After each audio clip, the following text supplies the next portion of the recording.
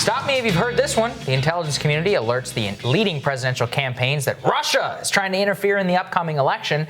It leads to one candidate being labeled a Russian asset and an outcry from the establishment types. The Russian collusion story is back with a vengeance. This time, Senator Sanders is apparently the candidate Moscow is helping. Okay, an allegation that the intelligence community is already having to walk back. Here via Skype to explain more about what's going on is co-founding editor of the Intercept, Glenn Greenwald. Great to see you, Glenn.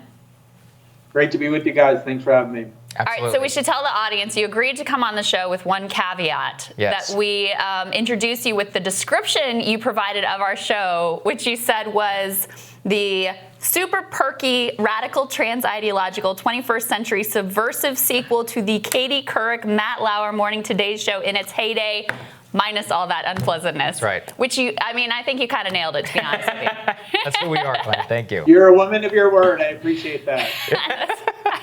I do what I can. All right. All right. So weigh in on this latest. Bernie is the new Russian asset. What do you make of these developments, Glenn? I mean, I think on the one hand, it's completely moronic. The idea that I think the theme or narrative they've settled on is not necessarily, they say generously, that Vladimir Putin wants Bernie Sanders to be president. He simply wants to nominate the weakest candidate he can find so that Donald Trump has the best chance of winning re-election, as though he's some kind of Russian Nate Silver sitting around looking at graphs of swing state districts or something. I mean, it's so completely idiotic. You know, the idea that he's sitting in Moscow presiding over a very complicated country, and analyzing the Democratic nomination and picking which candidate he wants to win. What makes it even worse is that it's all being done through the now standard, very familiar anonymous leak from the intelligence community that's unaccompanied either by evidence or any specificity about what this supposed support entails.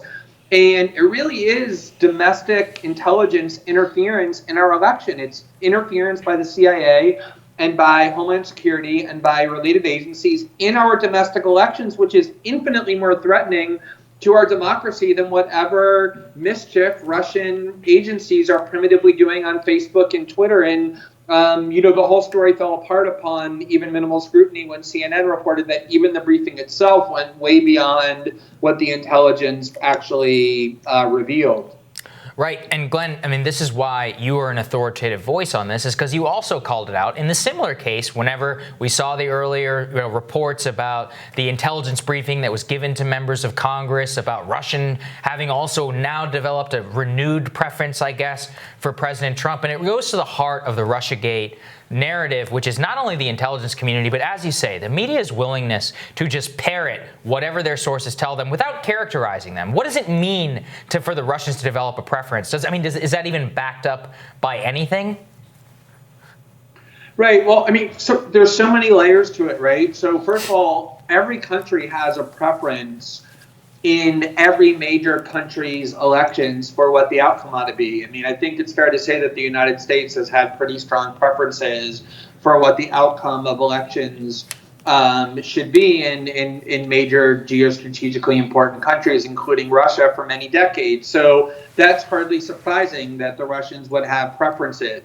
The idea, though, that we're all supposed to panic simply because the Kremlin has preferences or decides that one candidate is better for its interest than another is ridiculous. And what was particularly disturbing about this reaction is it shows how kind of reflexive this hysteria has become. If you look at what the Washington Post and the New York Times actually said, what their leakers told them to say, it was extremely mild. It was very ambiguous. It was just, oh, they're kind of gearing up to support Trump, and then the next day they're gearing up to support Sanders. But what did that support entail? There was zero specificity to it, and yet everyone went into full-blown panic mode because there is this hysteria now embedded in our political culture, or at least in the elite components of our political culture, that is in full-blown paranoia about Moscow and Russia. It is the revival of the Cold War that many of us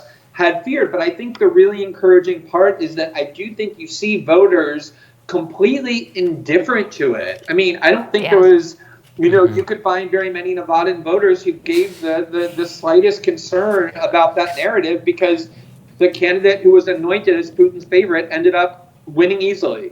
Right. The thing that I love about the Putin is a Russian Nate Silver piece is how many American pundits who are paid to be professional experts on American elections just decided by default that Putin must know better than they themselves do, that we should just take his word for it, that Bernie would be the weakest candidate here. That was one of the things I really enjoyed. But I also wanted to ask you on a related matter about, you made some comments about MSNBC in a Vanity Fair piece that caught a lot of attention.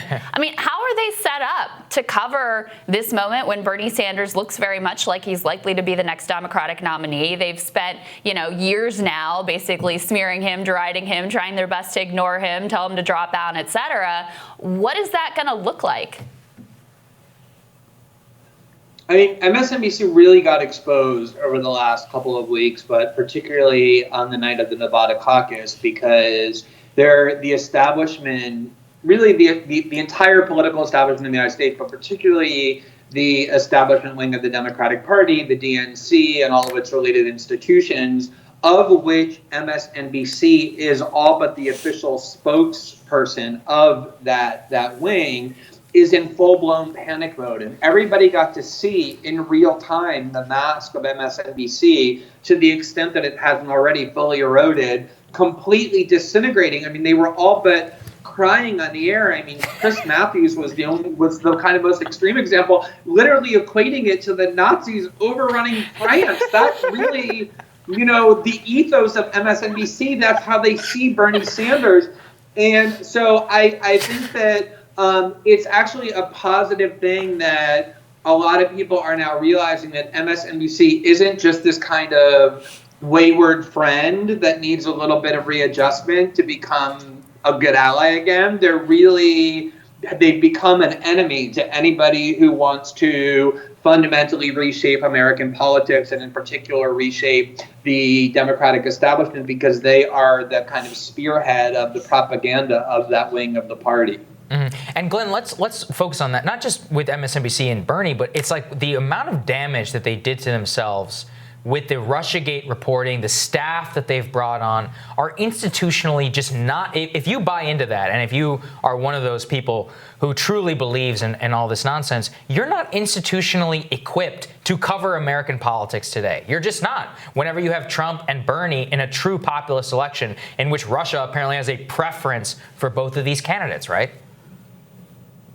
Yeah, I mean, the fact that the two favorite Kremlin candidates are winning is really leaving them in serious befuddlement and confusion. And a lot of them are just now admitting that on the air. I mean, Nicole Wallace, who, let's remember, was the communications director for the Bush-Cheney White House and is now a beloved MSNBC host, cheered by liberals throughout suburban America, said on the air, and she's absolutely right, it's kind of spilled out because she couldn't process it any other way. She said, I have no idea what voters think anymore, which is totally true. And she just doesn't understand how it is that this, huge wave of people are going to vote for a pro, communist, Putin-supported candidate. She just can't understand it, and she admitted it. And Joy Reid said the same thing. She said, look, I think it's time to admit that we just don't understand what's going on in the minds of voters. So they're really getting exposed, not just being establishment hacks, but as being so completely out of touch with what the electorate is thinking and feeling and what motivates them and what drives them and what they want, much the same way that the Republican establishment got unmasked as being completely out of touch with the electorate they supposedly were purporting to represent in 2016, when they did everything possible to stop the candidate who ultimately ended up winning. Yeah, I watched more MSNBC than I've watched in years on Saturday, because it was just fascinating to watch them have to grapple with it in their various ways in real time. Before we go, Glenn, we wanted to ask you about the status of the charges that had been leveled against you in Brazil. What is the latest there? Just give us a little bit of an update. Yeah, so I think people know that the charges were dismissed, but they were dismissed on very narrow procedural grounds. The judge actually said that he's convinced that what I did with my source could actually be criminal, but he was unable to accept the charges only because the Supreme Court last year had ruled that the free press guarantee of the Constitution prevented me from being held responsible. But the prosecutors have now appealed that ruling, asking the appellate court to overturn the rejection of the charges and to reinstate them. They're really devoted to trying to imprison me.